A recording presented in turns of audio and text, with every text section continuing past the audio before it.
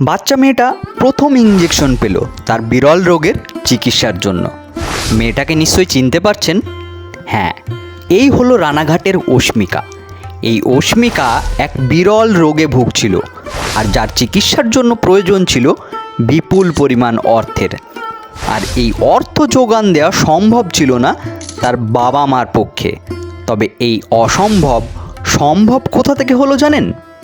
এটা সম্ভব হয়েছে প্রত্যেকের অল্প অল্প করে উপকার করার ফলে। একটা কথা কি জানেন, এই পৃথিবীতে মনে হয় না কোনো কিছুই অসম্ভব। যদি একে অপরে প্রত্যেকে সঙ্গবদ্ধ হয়ে সেই কাজটা করব মনে করি, তাহলে সব কিছুই সম্ভব।